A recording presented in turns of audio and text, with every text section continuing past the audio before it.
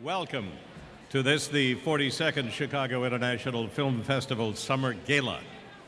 And of course, the Lifetime Achievement Award tribute to Steven Spielberg.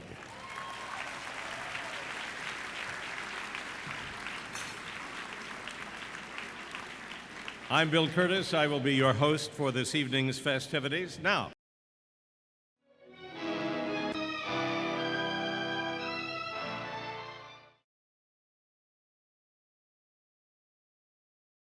welcome to another episode of Nose to Nose. I'm Michael Kutza, the founder of the Chicago International Film Festival, and behind the camera is Geno Suarez. Are you back there? Yep, I'm here. Cool. The one time I don't say hi. So in the book, notice Spielberg and Tom Cruise are on the cover, and inside is a great photo. I sort of want to explain how something like this happens, and how difficult it really is to do. So how else would you begin a tribute to Steven Spielberg? Behind the scenes, you might enjoy that. So, I've always wanted to honor Spielberg, and I think he's a genius from his Jurassic Parks to his Schindler's List, and all the way back to his earliest films. So how do you get Steven Spielberg to come to Chicago?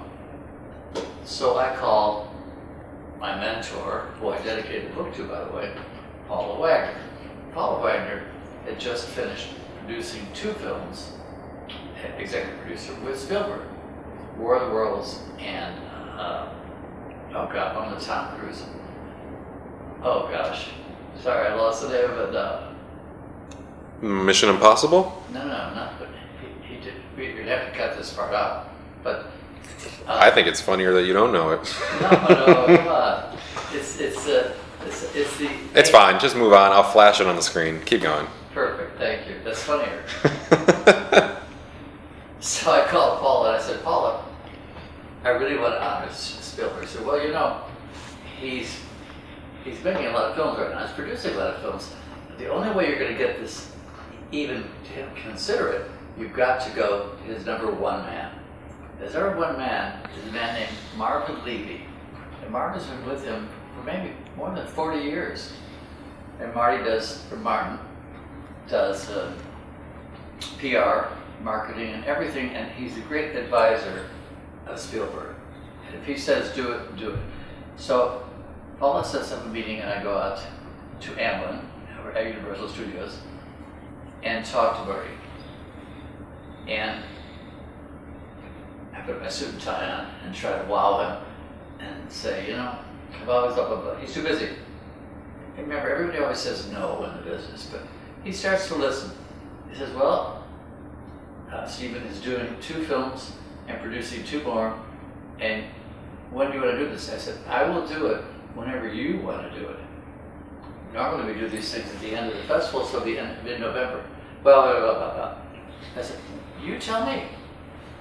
I will arrange a tribute to Steven Spielberg when you tell me it can happen.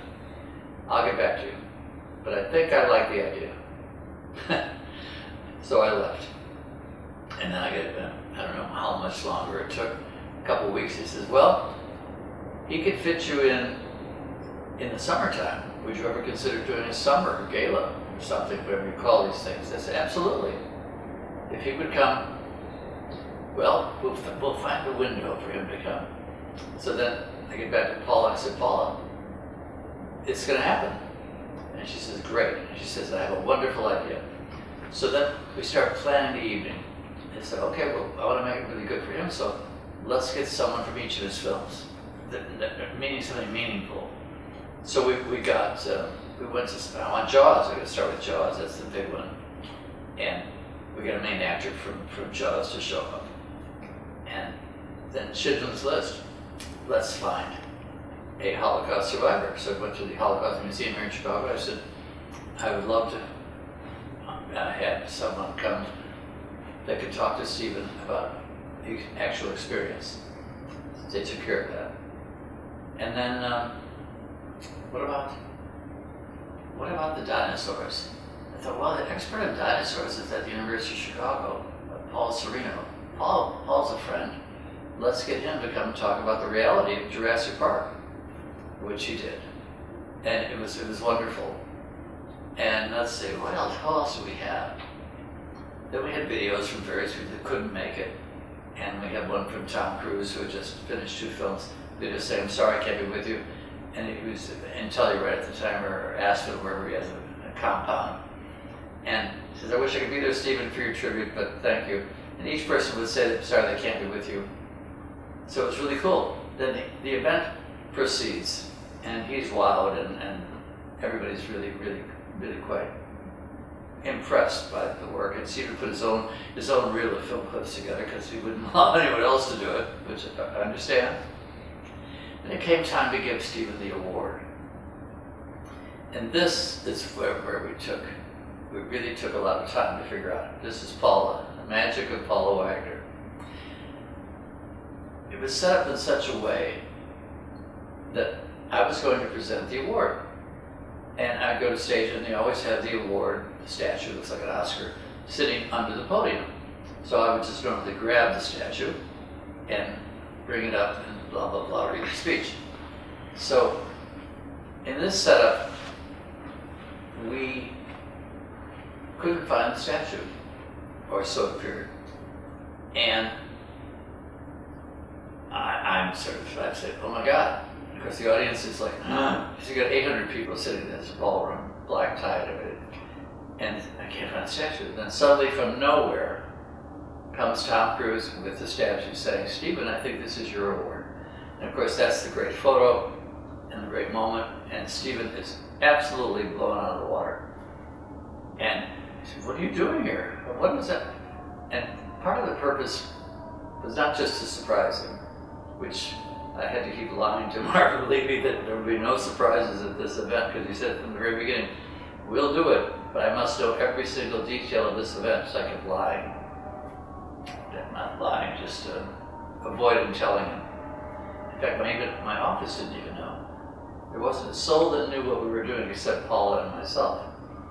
So I had to tell my staff member, I said, go to the airport, go to the private jet will land, someone will get off the jet, bring that person to this event. I said, it'd probably Tom Hanks or someone like that. And the kid said, okay. So even he didn't know it was Tom Cruise. So part of the plan was, Steven was a little angry with Tom at this point. They finished 2 films, quite successful, War of the Worlds and Legal Eagle, I think it was called. I'll flash it in there again. Correct.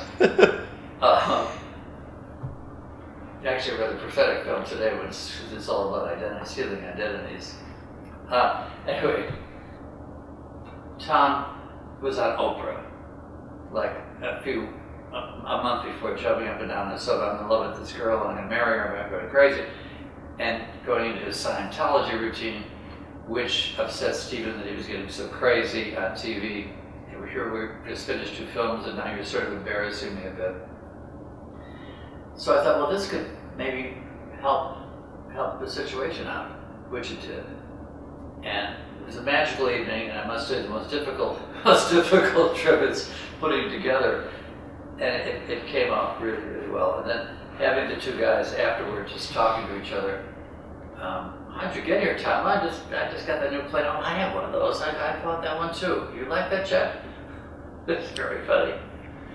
Anyway, it was a great moment, and it's all in the book. Thank you. Thank you, Michael. Thank you, Michael.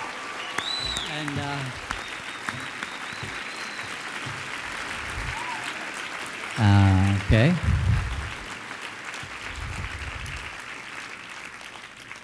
Of course, I wore a black tie for you, but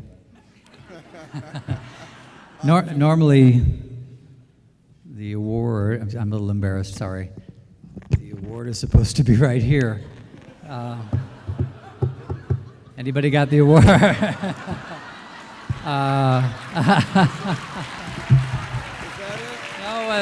I think it's here somewhere. It's here somewhere.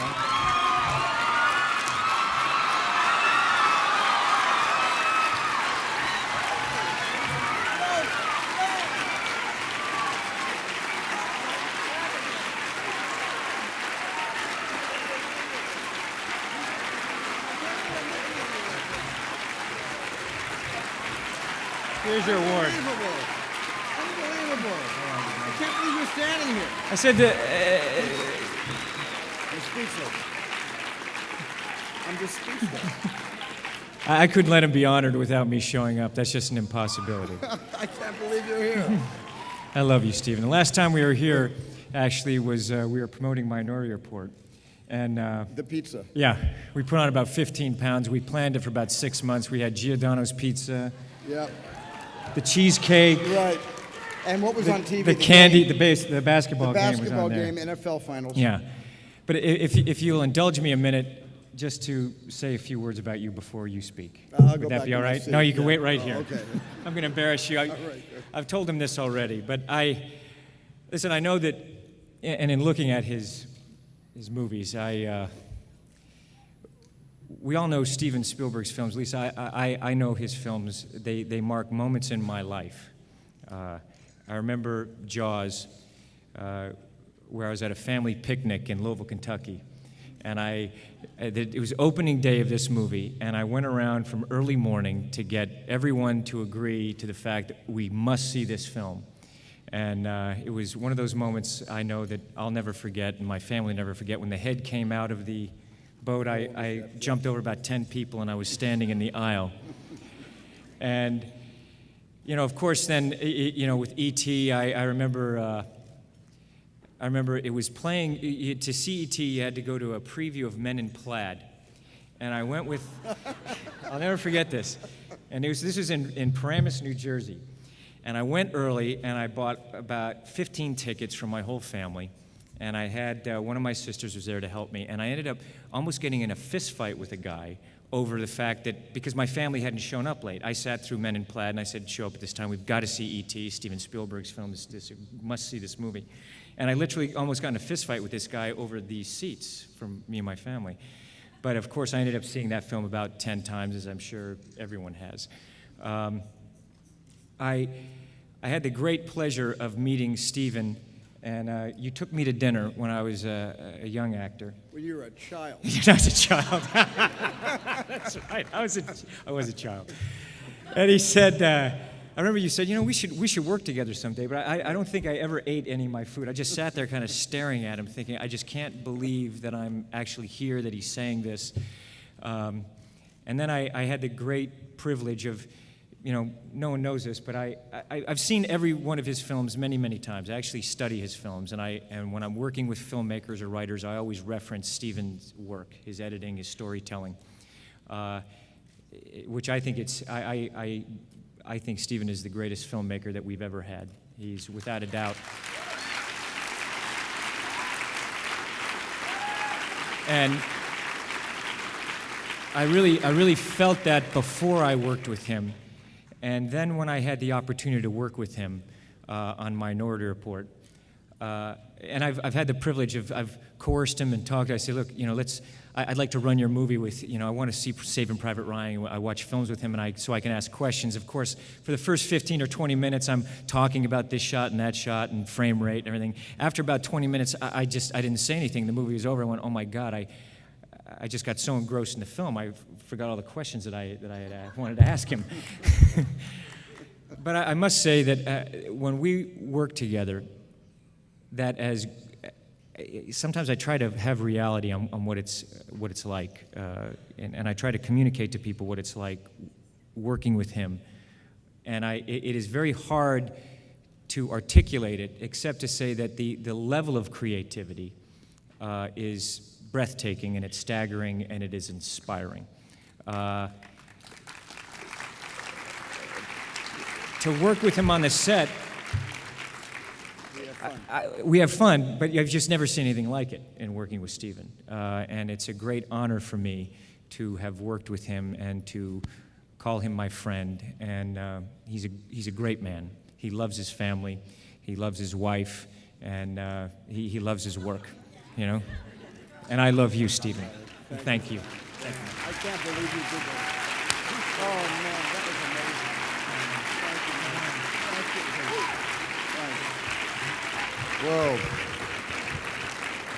Well, and I thought there were no surprises left. Oh my goodness. I'm just amazed. I'm just amazed. I was told that Janusz Kaminski was going to come here and present me with the Gold Hugo, and then Janusz couldn't come because he said he had the flu, and now I realize that Tom let all the air out of the tires of his airplane, and Tom came instead. Listen, I had some prepared remarks, which I'm not even going to dip into my pocket for, because this has been an overwhelming evening for me. This is one of the most overwhelming evenings I've ever experienced, and it